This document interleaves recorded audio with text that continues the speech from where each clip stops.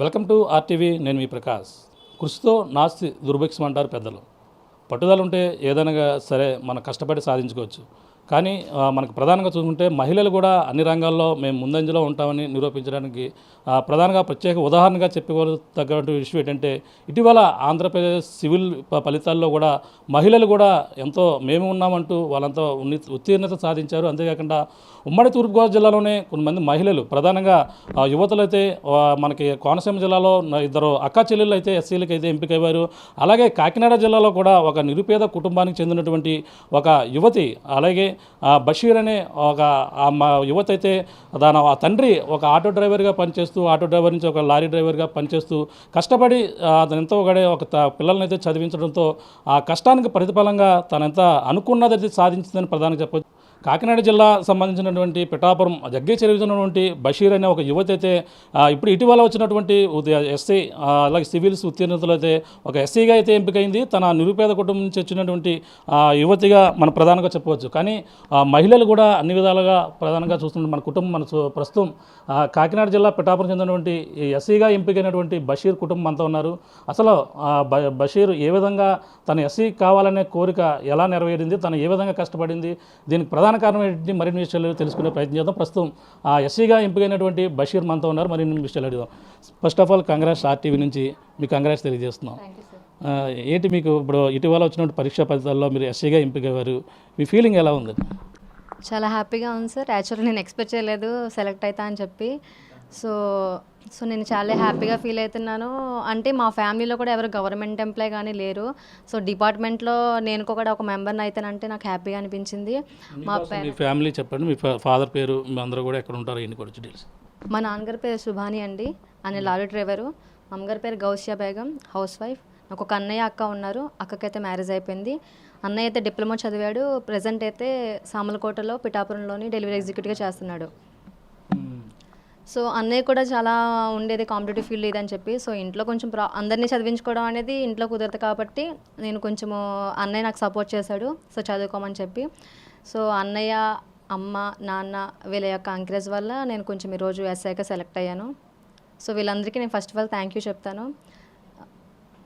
అంటే మీరు ఎస్ఐ అవ్వాలన్న కోరిక ఎప్పటి నుంచి ఉండేది, అసలు దీన్ని గోల్ ఎలా రీచ్ అవ్వగలిగారు? అంటే ఎప్పుడు ఫస్ట్ అటెంప్ట్లోనే రీచ్ అయ్యారా, లేదంటే ఇంకా ఎన్ని ప్రయత్నాల్లో మీరు రీచ్ అవ్వడం జరిగింది? యాక్చువల్లీ ఇది నా ఫస్ట్ అటెంప్ట్ అండి. సో నేను డిగ్రీ అవుతున్న టైంలో డిస్టెన్స్లో ఉన్నప్పుడే నాకు అనిపించింది. సో నేనైతే పోలీస్ ఆఫీసర్ కనిపిస్తే నేను చాలా ప్రౌడ్గా ఫీల్ అవుతూ ఉంటాను. వాళ్ళ దగ్గరికి వెళ్ళి మాట్లాడడం కానీ, వాళ్ళకి సెల్యూట్ చేయడం కానీ ఇలాంటి నాకు ఒక అనిపించేది.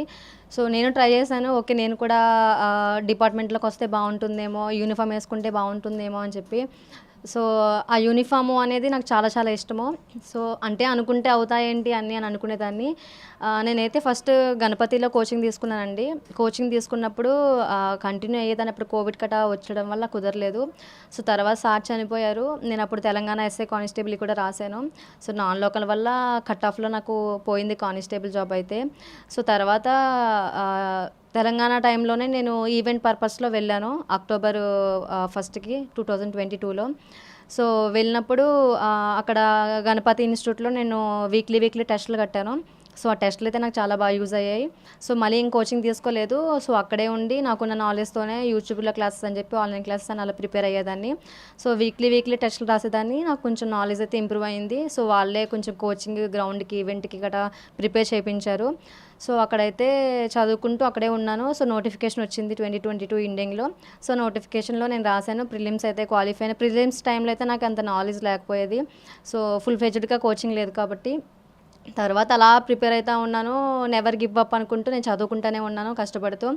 సో అలాగే ఇంట్లో వాళ్ళు కూడా సపోర్ట్ చేశారు. ఇంక సర్లే ప్రిలిమ్స్ అయింది కదా ఎస్ఐ కానిస్టేబుల్ అని చెప్పేసి నేను అలా ఉంటూ ఈవెంట్ కూడా క్వాలిఫై అయ్యాను. మొన్న అక్టోబర్ 14, 15 వైజాగ్లో నాకు సెంటర్ వచ్చింది. ఎగ్జామ్స్ రాశాను. సో చాలా బాధపడ్డా. పేపర్ అయితే టఫ్గా ఉంది. జిఎస్ నేను అవుతానా అని చెప్పి. ఇటు వచ్చి మాకు కూడా జోన్ 2లో ఒకే ఒక పోస్ట్ ఇచ్చాడు బీసీ కేటగిరీలో. సో అవుతుందని చాలా టెన్షన్ పడితే నా కానిస్టేబుల్ మీద కూడా ఎఫెక్ట్ పెట్టలేకపోయాను, నేను అది భయపడతా ఉన్నాను. కానీ నేను చాలా హ్యాపీ అనిపించింది, ఆ ఒక్క పోస్ట్ నాకే వచ్చింది, చాలా హ్యాపీగా ఫీల్ అయ్యాను నేనైతే.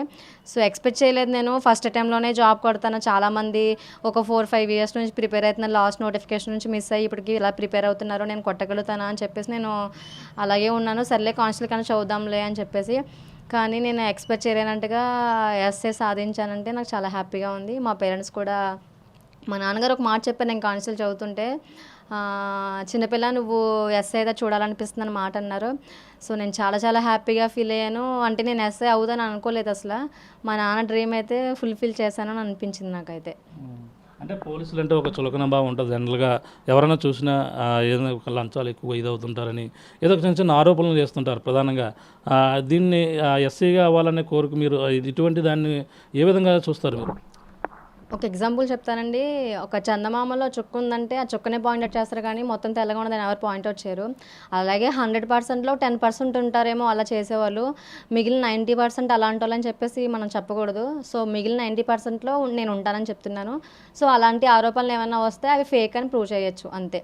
అందరూ అలా ఉంటారని మాత్రం చెప్పలేము మనం. సో 90%లో మంచి చేసే వాళ్ళు కూడా ఉంటారు.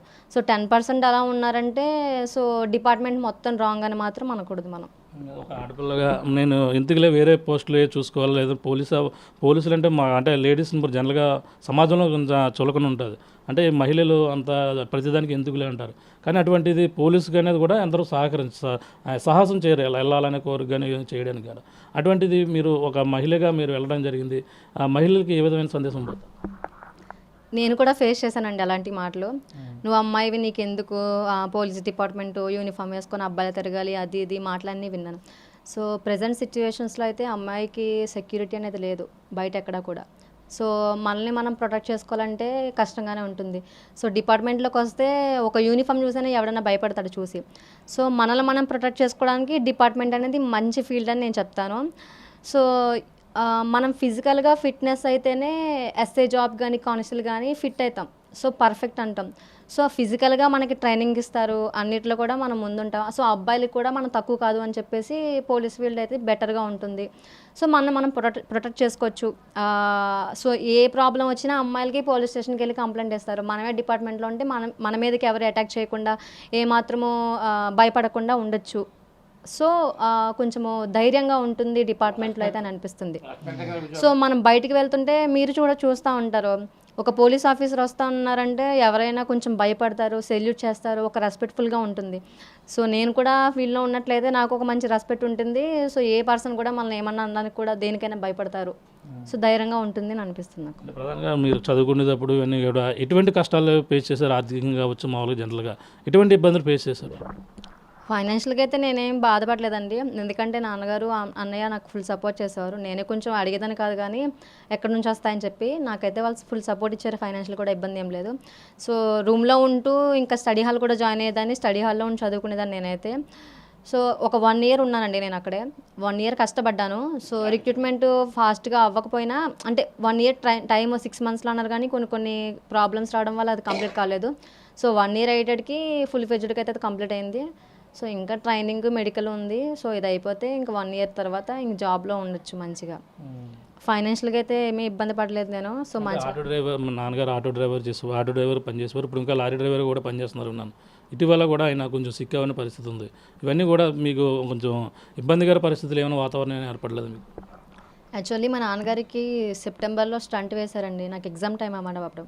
సో ప్రిపరేషన్కి అయితే చాలా ఇబ్బంది అయిపోయేది. అంటే అన్నయ్య ఏమో ఇక్కడ వర్క్ చేసుకునేవాడు, నాన్న హాస్పిటల్లో 1 వీక్ ఉన్నాము. నేను కాకినాడలో ఉండేదాన్ని కాబట్టి మేడికవర్ హాస్పిటల్లో ట్రీట్మెంట్ అయ్యింది మా నాన్నగారికి. సో 1 వీక్ హాస్పిటల్లో ఉండవలసి వచ్చింది. సో అమ్మ అక్కడ ఉండేది, అటు ఇటు తిరగడానికి కొంచెం సఫర్ అయ్యేదాన్ని. సో నైట్ అయితే ఇంకా మార్నింగ్ నాకు టైం సరిపోలేనప్పుడు నైట్ కవర్ చేసుకునేదాన్ని. నైట్ 1 వరకు 2 వరకు చదువుకునేదాన్ని. సో కొంచెం ఒక 1 వీక్ అలా 2 వీక్స్ సఫర్ అయ్యాను నేను. బట్ ప్రిపరేషన్ అయితే చాలా ఇబ్బంది అయిపోయేది. నాన్నకి బాగోలేదు అనే బాధలో ఉండిపోయేదాన్ని నేనైతే. ఎలా ఉంటుంది ఏంటి, అన్ని ఎగ్జామ్స్ కూడా ఇప్పుడే వచ్చాయని చెప్పేసి నేను చాలా సఫర్ అయ్యాను. కానీ స్టంట్ అయితే మంచిగా ఆయనకి హ్యాపీగానే మంచిగా జరిగింది. ఎటువంటి హెల్త్ ఇష్యూస్ లేవు ప్రజెంట్ అయితే. సో అప్పుడు నేను అప్పుడు ఇబ్బంది పడి కష్టపడినా కూడా ఆ కష్టానికి ప్రతిఫలం అనేది నాకు దక్కింది. సో చాలా సఫర్ అయ్యేదాన్ని. ట్రావెలింగ్ చేసుకుంటూ అటు ఇటు రూమ్కి, స్టడీ హాల్కి అని చెప్పి హాస్పిటల్కి మార్నింగ్ అంతా ఒక హాఫ్ డే అలా పోయేది. నాకు టైం అయితే సరిపోయేది కాదు. డైలీ ఒక 4 అవర్స్ 5 అవర్స్ పడుకునేదాన్ని అంతే. నిద్ర కొంచెం తగ్గించుకొని ప్రిపరేషన్ మీద ఎక్కువ కాన్సన్ట్రేషన్ చేసేదాన్ని. సో నైట్ 1 or 2 వరకు చదువుకునేదాన్ని. ఇంకా అలాగే ప్లాన్ చేసుకున్నాను నేను అంతే. అంటే మీరు ఒక ముస్లిం సామాజిక వర్గానికి చెందినవారు, అలాంటి వారికి ఎక్కువ మంది సహకరించాలని చెప్పేసి అంటుంటారు. కానీ మీకు కుటుంబ సభ్యులు కాకుండా ఇంకా బయట నుంచి ఎవరి ప్రోత్సాహం ఏమైనా ఉందా? యాక్చువల్లీ నాకు మా ఫ్యామిలీ ఎంత సపోర్ట్ చేశారో, మా చుట్టుపక్కల వాళ్ళు కానీ, నా ఫ్రెండ్స్ కానీ, మా సార్స్ కానీ చాలా చాలా సపోర్టివ్గా ఉండేవారు.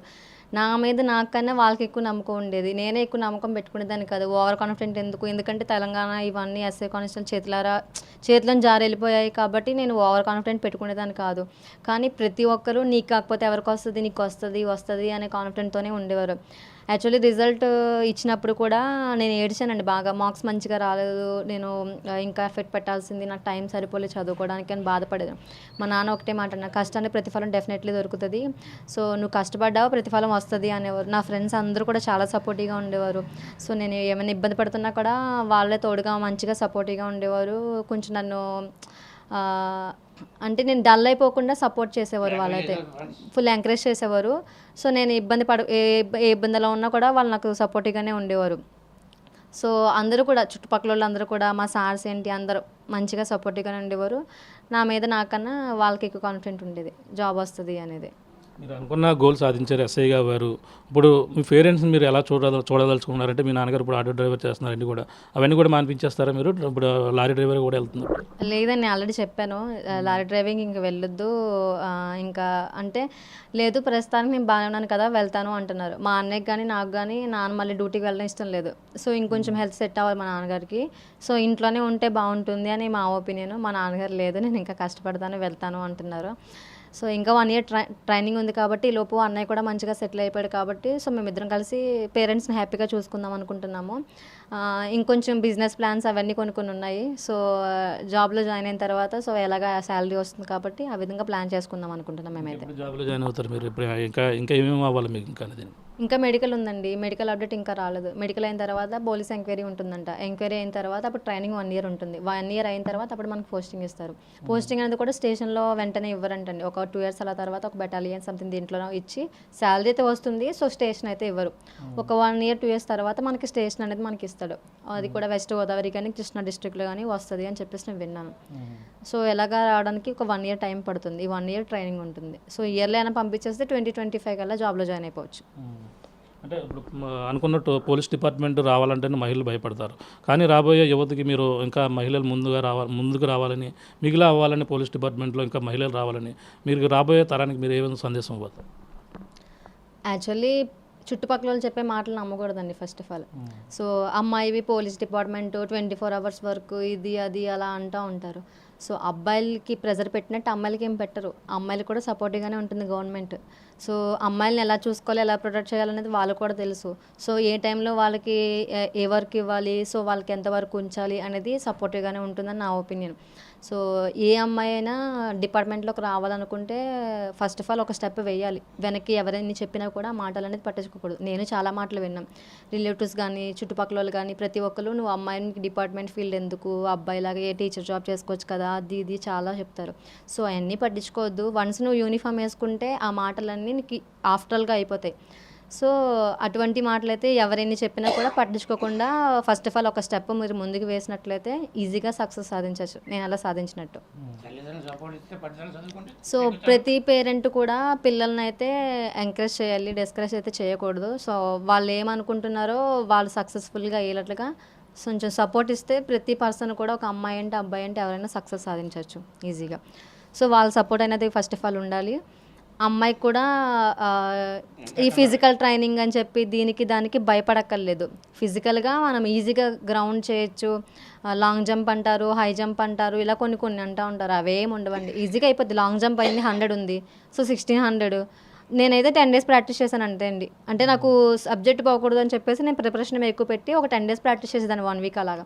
సో గ్రౌండ్కి 1 వీక్ మనం గట్టిగా కష్టపడినట్లయితే అమ్మాయిలు కాబట్టి మాకు మెరిట్ లేదు. జస్ట్ క్వాలిఫైయింగ్ కాబట్టి మనం రన్నింగ్ చేసేయచ్చు, 1600 చేసేయచ్చు. లాంగ్ జంప్ 100 ఏదో ఒకటి అయితే సరిపోద్ది. నేను లాంగ్ జంప్ అయితే క్వాలిఫై అయిన 100 అయితే చాలా కష్టమైపోయింది. 1600 వేసిన వెంటనే పెట్టేశారు 100. సో అది కష్టమైంది. సో లాంగ్ జంప్ కూడా మంచిగా అయిపోతుంది. అమ్మాయిలు అయితే ఫిజికల్కి అయితే ఏమాత్రం ఇబ్బంది పడక్కర్లేదు. సో ఈజీ క్వాలిఫై అయిపోతారు. రిటర్న్ టెస్ట్కి కొంచెం కష్టపడాలి, బాగా చదువుకొని కష్టపడితే. సో మనము ఒక మంచి ప్లానింగ్ చేసుకోవాలి ప్రిపరేషన్ పర్పస్లో. ఆ విధంగా ప్లాన్ చేసుకుంటే సక్సెస్ అనేది సాధించవచ్చు. చూస్తున్నాం, ఇది మనం ప్రధానంగా చూస్తాం బషీర్ యొక్క కష్టాన్ని, అంటే గతంలో తను ఏవైతే ఓలైతే అనుకుందో దాన్ని రీచ్ అయిన పరిస్థితి ప్రధానంగా ఉంది. బషీర్ యొక్క తల్లిదండ్రుల అభిప్రాయం కూడా తెలుసుకునే ప్రయత్నం చేయాలి. బషీర్కి సంబంధించినటువంటి తండ్రి శుభాని గారు ఉన్నారు. మరిన్ని విషయాలు అడిగిదాం. ఆయన తన కుమార్తెని ఈ విధంగా ఒక ఎస్సీగా చూడాలనే కళ ఏ విధంగా నెరవేర్చారు, అతను ఏ విధంగా కష్టపడి తను ఈ సాధించగలిగారు, మరిన్ని విషయాలు అడిగిదాం. సార్ చెప్పండి సార్, మొదటగా మీ అమ్మాయిని ఒక ఎస్సీగా వచ్చినందుకు మీకు కంగ్రాట్స్ తెలియజేస్తున్నాం. సార్ చెప్పండి, ఇప్పుడు మహిళలు అంటే అందరూ కూడా సమాజంలో చులకభావంగా చూస్తారు. ఎందుకులే ఉద్యోగాలు, ప్రధానంగా పెళ్ళిళ్ళు చేసేసి ఏదో మామూలుగా ఆడపిల్ల పుట్టిందంటే కొంచెం ఇబ్బందికర పరిస్థితులు ఉంటాయి. ఏదో వరకు పెళ్లి చేసి కట్టబెడితే సరిపోద్దని అక్కడితో చేతులు దులుపుకుంటే బాగుంటుంది అంటారు. కానీ మీరు ఒక అమ్మాయిని ఎస్సీగా చేయాలని ఒక చదివించారు, మీకు కష్టపడి ఆటో డ్రైవర్గా చేశారు. మీ ఫీలింగ్ ఎలా ఉంది ఇప్పుడు అమ్మాయి అనుకున్నది సాధించింది? మాకు చాలా అంశం. మా అమ్మాయి ఫస్ట్ నుంచి మా మాట ఆలకించదు. చదువు విషయంలో మటుకి ఆ పిల్ల మాట ఎవరి మాట ఆలకించదండి. ఆ పిల్ల పట్టుదలకి నేను మా అబ్బాయి ఇద్దరు కలిపి సపోర్ట్ ఇచ్చి 10,000కి జాగ్రత్త చదువుకోమ్మా, ఏం సార్ దేవుడయ్యా నీ కష్టం నీది, ఏదో వచ్చి అందరం బాగుపడతాం అని చెప్పడం జరిగిందండి. పిల్లలకు బాగోవాలి, వాళ్ళ భవిష్యత్తు బాగోవాలి అనే ఉద్దేశం మీద పిల్లలు చదివించడం జరిగిందండి. ఆ పిల్ల కూడా చదువు విషయంలో ఎక్కడ తగ్గకుండా రాజేపాలు కష్టపడి ఇంకా రన్నింగ్ వాకింగ్ అన్నీ ఇంకా ఆపిల్లని మనకేం లేదు. ఓన్లీ మనం ఏదైనా రూపాయలు పెట్టి ఇస్తాం మొదటి తప్ప చదువు విషయంలో ఏదన్నా ఆపిల్ల జాగ్రత్త ఆపిల్దండి. ఏదన్నా నాన్న నాకు ఇది కావాలంటే ఆమె ఇది కొనుక్కోమన్న వరకే నాకు ఉంది తప్ప మిగిలిన ఆ అమ్మాయి చదువుకున్నాను. 10,000కి పిల్లకి ఉద్యోగం వచ్చినందుకు 10,000 మాకు సంతోషం ఉందని ఎగ్జామ్ రిజల్ట్ పాస్ అయినందుకండి. అంటే మనకి జనరల్గా పోలీసులను చూస్తుంటే మీరు లారీ డ్రైవర్ అంటారు. డ్రైవర్గా వెళ్ళినప్పుడు ఎక్కడైనా మీరు ఏదైనా రాంగ్ రూట్కి వెళ్ళడం కానీ, ఏదన్నా అక్కడ ఏమన్నా హెవీ లోడ్ వెళ్ళినప్పుడు కానీ, అలాంటప్పుడు కొంచెం ఆయన మీద పోలీసుల మీద కొంచెం మీకు చిరాకు అనిపిస్తుంటుంది. అటువంటిది ఇప్పుడు పాపనే పోలీసు ఉద్యోగంగా ఒక ఎస్సీగా చూడగలుగుతున్నారు, ఎలా ఉందండి? నాకు సార్ నా సర్వీస్ అయితే నాకు నిజం 30 ఏళ్ళ సర్వీస్ పోలీసు మీద ఎక్కడ చిరాకు పడింది లేదండి. ఎందుకంటే నాకు హిందీ మాట్లాడతాను, తెలుగు మాట్లాడతాను. నేను ఎవరికి ఎక్కడ సమాధానం చెప్పను, ఎదురు ఎవరు నాకు ఎక్కడ సమాధానం చెప్పరు. ఏదైనా వేరే విధంగా గౌరవం నాకు వేరు. పోలీసులు అంటే ఒక విధంగా మంచి వాళ్ళు ఉంటారు, ఎక్కడో 100 మంది ఒక మంది తగ్గుతాడు అంతే తప్ప మిగిలిన 99 మంది నాకు మంచివాడు తగిలారు. అదే పోలీసు గవర్నమెంట్ అయితే విపరీతమైన గౌరవం ఉందండి మాకు. అందుకని మా పిల్లలు చదువుతానన్నా పోలేమో నీ చదువు వెళ్ళకుండా నీ దేవుడయ్యా చదువుకోమని అనగలిగామండి. ఏదో 10,000కి కష్టపడి చదువుకుందానికి ఆ పిల్ల అలాగే సెలెక్ట్ అయిందండి. ఇప్పుడు ఎస్సీగా ఇప్పుడు జాయిన్ అవ్వబోతుంది, ఒక త్వరలో తను పోస్ట్ తీసుకోబోతుంది అంటే మీకు ఎలా ఫీల్ అవుతున్నారు జనరల్గా? ఎలా ఫీల్ అవుతుంది నలుగురు ఇప్పుడు మాకు కొంతమంది చెప్తూ ఉంటామండి. అందులో అమ్మాయికి వచ్చేందుకు 10,000కి సంతోషంగా ఉందండి. ఇరుగు పొరుగు వాటి ఇప్పుడు మేము ఇక్కడ ఉన్నామంటే ఇంటి చుట్టుపక్కల తప్ప బయట ప్రపంచం మనం తెలదు. పలానా శుభానికి రాకుండా ఎవరు తెలదండి. ఇక్కడ పలానా జగ్గ చెట్లు ఈ 4 ఏళ్ళు తెలిసండి. చుట్టాల బంధువులు చాలా మంది ఉన్నారండి, అయినా మేము ఎక్కడ ఉంటామో ఎవరికి చుట్టుపక్కల తెలదు. 10,000కి ఆ పిల్లకి భవిష్యత్తు బాగా చదువుకుంటానంటే చదువుకోమని చదువుకున్నాను. ఇంకా తర్వాత పిల్లకి వచ్చేది అదే అండి, మనం చెప్పేది ఏం లేదు. మొత్తం ఎంతమంది అండి మీకు పిల్లలు? ముగ్గురండి. ముగ్గురు కూడా ఎలా చదివించారు? ఒక ఆయన డిప్లొమా పాలిటిక్స్ చేసి అబ్బాయి గారు, ఒక అమ్మాయి అయితే పెళ్ళి పిల్లలండి. ఆ అమ్మాయి చదవలేదు. ఇంకా అడుగు పొడుగు ఇంకొన్న అమ్మాయి అండి. ఆ అమ్మాయి పట్టుబడి చదువుతుందంటే పోనీ చదువుకున్నాం. టీచర్ చదువుతుందండి, డిఈ చదువుకుంది.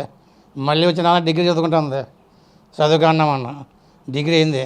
నాన్న నేను పోలీస్ ట్రైనింగ్కి వెళ్తాను నాన్న, చదువుకోమని నీ ప్రయత్నం ఏది, తర్వాత దేవుడు అన్నాడు. మన ప్రయత్నం మనం చేసిన తర్వాత దేవుడి పొలం అని చెప్పిన పోలీసు కష్టపడి చదువుకున్నాను. 10,000కి సెలెక్ట్ అయినందుకు సంతోషంగా ఉందండి. దాన్ని బట్టి మాకు. మీరు ఇప్పుడు మా అమ్మాయి ఎస్సీ అయింది, మరి మీరు ఇప్పుడు చేస్తున్నారు లారీ డ్రైవర్ కావచ్చు, ఆటో డ్రైవర్ ఇవన్నీ కూడా మానేస్తారా? మానేస్తాను. నాకు మన రోజు చేస్తాను. అమ్మాయి ఉద్యోగం వచ్చిందా మనం మానేమండి. ఎందుకంటే దేశాలు తిరిగి వాళ్ళని కూర్చోలేము ఇంటికాడ. ఏదో ఊపినంతమంది నిజంగా వెళ్తామండి. ఆ తర్వాత కాలు చేయడం తప్పతుంది అండి. అంటే మనకి ఈ రోజుల్లో అమ్మాయిలు మరి పెళ్లి చేస్తా మళ్ళీ వెళ్ళిపోతారు, వాళ్ళంతా కూడా తన భర్త దగ్గరికి వెళ్ళిపోతారు. ఇవన్నీ కూడా మన దగ్గర ఉండవు కదా.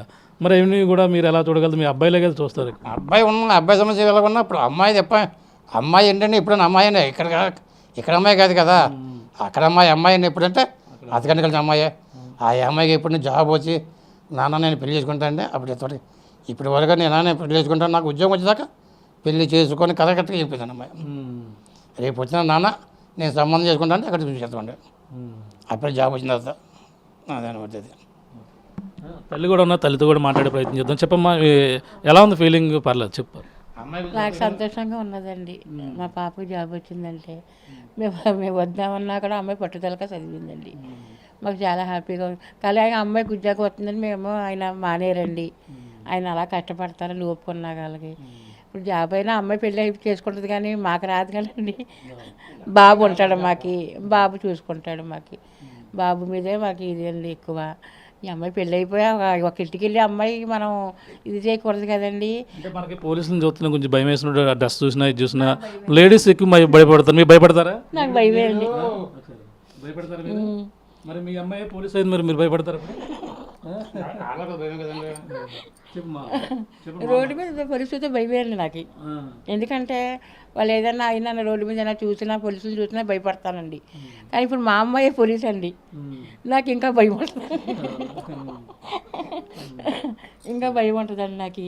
కానీ మాకు చాలా సంతోషంగా ఉందండి. పాపకు జాబ్ వచ్చిందంటే మాకు చాలా ఆనందంగా ఉందండి. మాకు అంటే ఆడపిల్లలు బయట పంపించరు దాంట్లో ముఖ్యంగా అమ్మాయిని ఒక ఇంటికి వెళ్ళి అమ్మాయిని రాత్రులు కాకేస్తా వెళ్ళాలా, పగలు కాకేస్తున్నా స్టేషన్లోకి వెళ్ళాలా, ఆడపిల్లకి పోలీస్ చేస్తా పెట్టండి మా వాళ్ళు చాలామంది అన్నారండి. కానీ పాప ఏమందంటే మీరు ఎవరు చెప్పినా నాకు నేను పట్టించుకోను, నేను జాబు కొట్టాలని అమ్మాయి పట్టుదలతో కొట్టిందండి జాబ్. మాకు చాలా సంతోషంగా ఉన్నదండి. కానీ లేని పరిస్థితి మా పిల్ల చదివిందంటే చాలా గేట్ అండి. ఎప్పుడు చెప్తే వాళ్ళ నాన్నగారు వాళ్ళ నా అన్నయ్య డబ్బులు సాయం చేసేవాళ్ళం అండి. కానీ అమ్మాయి ఎగ్జామ్ ఉన్నాక నాకు ఇంటికి వచ్చి పనిచేసి వెళ్ళేదండి. ఎందుకంటే నేను షుగర్ పేషెంట్ అండి, నాకు ఒంట్లో బాగుండదండి. కానీ ఆ పాప వచ్చి ఇంటికి వచ్చి బట్టలు ఉతికేసి ఇంట్లో పని చేసి మళ్ళీ వెళ్ళిపోయేదండి కాకినాడ. వెళ్ళి అలా వచ్చేతా ఉండేది, వెళ్తూ ఉండేదండి పాప. మాకైతే చాలా సంతోషంగా ఉన్నదండి. జాబ్ వచ్చిందని అమ్మాయి కొట్టిందని కూడా. కానీ ఏడ్చేదండి, నాకు ఎగ్జామ్లో రేపు పాస్ అవుతాను లేదని. అది వచ్చినా కూడా చూసుకొని ఏడ్చేది, నువ్వు అవుతానా లేదా, నువ్వు అవుతావు అమ్మ నా నాన్నగారు చెప్పేవారండి. నువ్వు ఏడకొద్దమ్మా అవుతావు నువ్వు అని అన్నావండి. కానీ వచ్చిందండి, చాలా సంతోషంగా ఉందండి మాకైతే పాపకి జాబ్ వచ్చిందని. అది కూడా ట్రైనింగ్ కూడా వచ్చేస్తే ఇంకా హ్యాపీగా ఫీల్ అవుతాం మేము. అదండి చూస్తున్నాం. ఇది పరిస్థితి.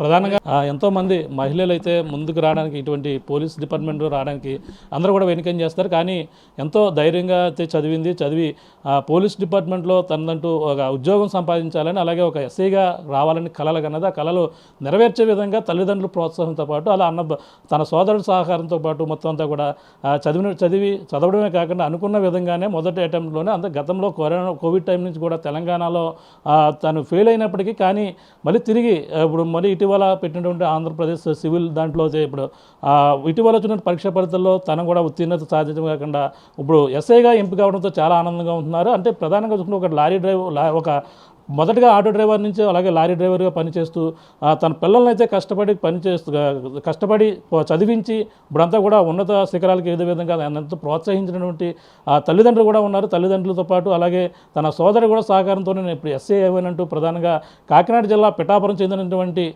మనకి ప్రధానంగా బషీర్ అయితే మనకు చెప్తున్నటువంటి పరిస్థితి ప్రధానంగా కనబడుతుంది. ఇది ఇక్కడ ఉన్న తాజా పరిస్థితి. కెమెరా రామతో ప్రకాష్, RTV, పిఠాపురం నుంచి. మరిన్ని వీడియోస్ కోసం ఛానల్ ని సబ్స్క్రైబ్ చేయండి. లేటెస్ట్ అప్డేట్స్ కోసం వాట్సాప్ ఛానల్ ని ఫాలో చేయండి. అండ్ లింక్ డిస్క్రిప్షన్ లో ఉంది.